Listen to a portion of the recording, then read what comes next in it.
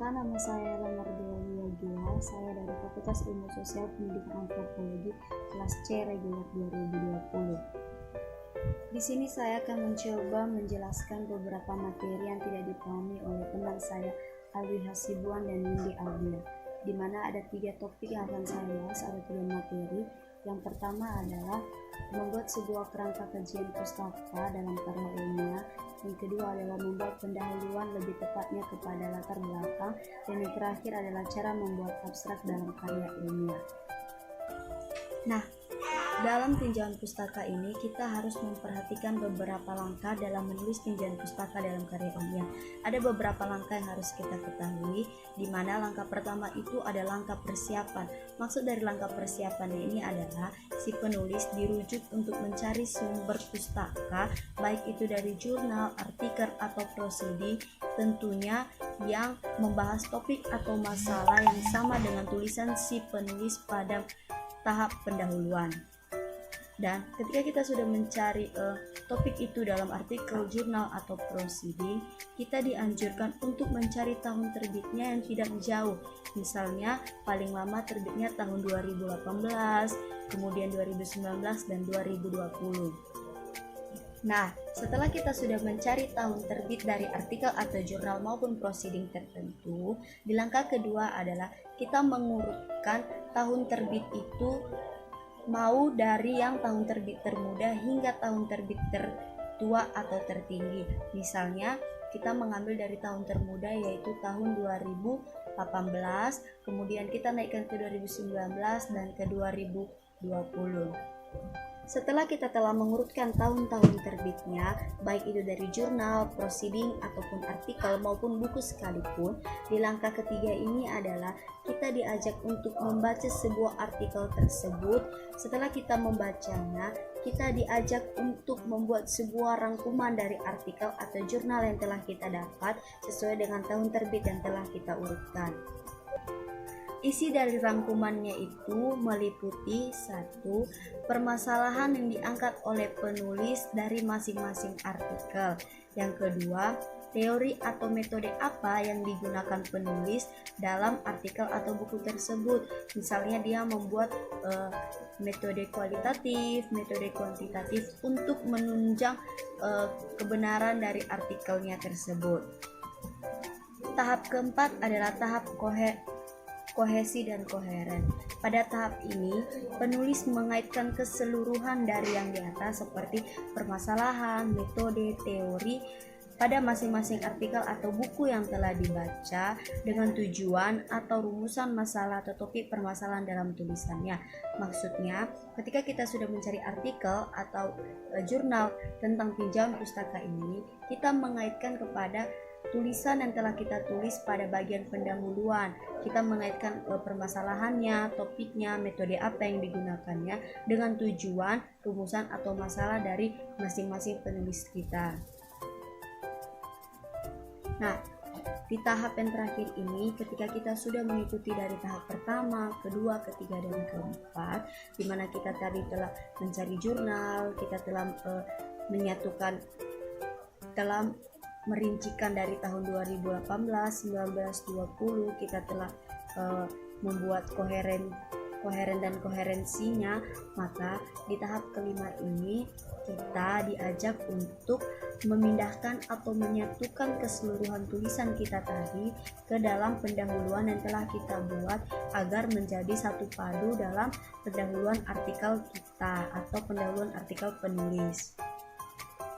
Nah, untuk materi kedua ini adalah berbicara mengenai membuat latar belakang dalam pendahuluan.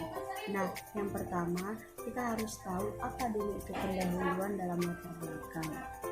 Nah, latar belakang dalam pendahuluan itu adalah sebuah tumpuan atau titik tolak kita untuk memberikan pemahaman atau konsep dasar kepada para pembaca atau pendengar mengenai apa yang akan kita sampaikan maupun apa yang kita tulis dalam sebuah artikel atau jurnal tersebut.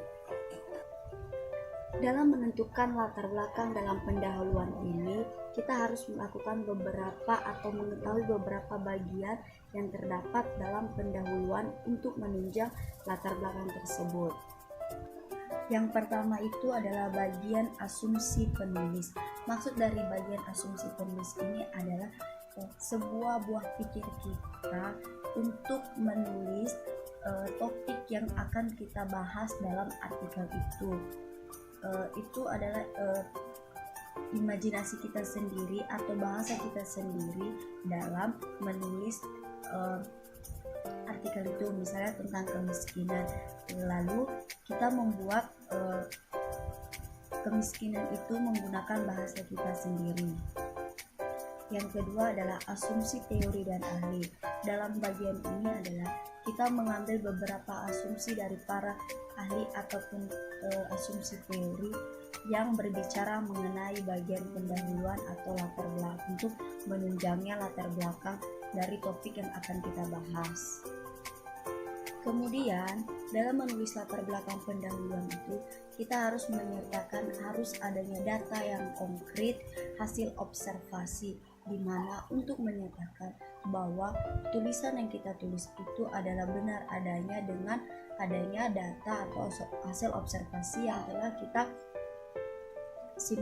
telah kita letakkan dalam tulisan latar belakang kita tersebut.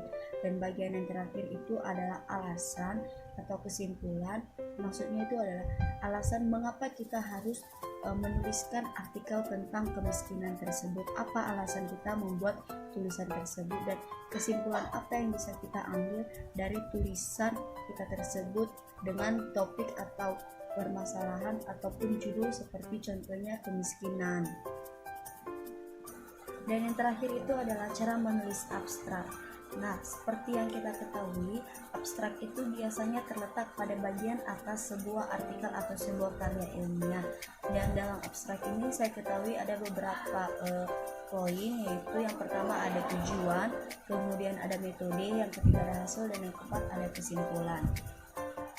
Seperti yang kita lihat pada abstrak pada jurnal itu, biasanya abstrak itu letaknya paling atas, dan biasanya abstrak itu tidak menulis begitu banyak kalimat mengenai judul ataupun topik pada artikel.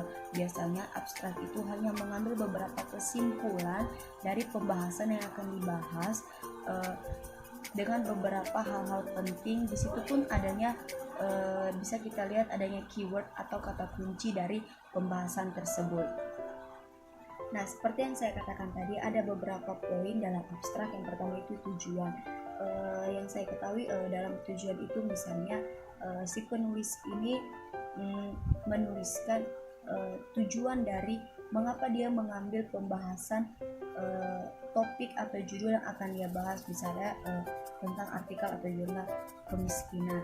Nah, apa tujuannya ia menuliskan kemiskinan itu dan menjadikannya sebuah karya tulis ilmiah? Nah, di dalam abstrak itulah nanti ia menuangkan tujuan tersebut. Itulah pada bagian yang pertama. Yang kedua adalah metode.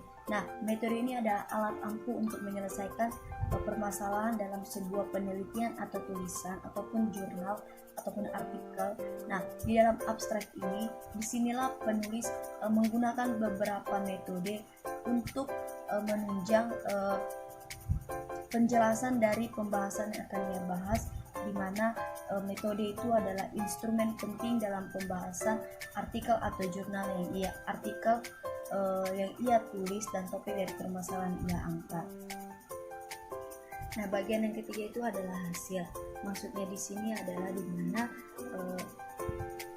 si penulis ini menuliskan apa-apa saja hasil yang ia dapat dari pengamatannya atau data yang ia ambil dari topik atau judul yang ia angkat, misalnya tadi kemiskinan.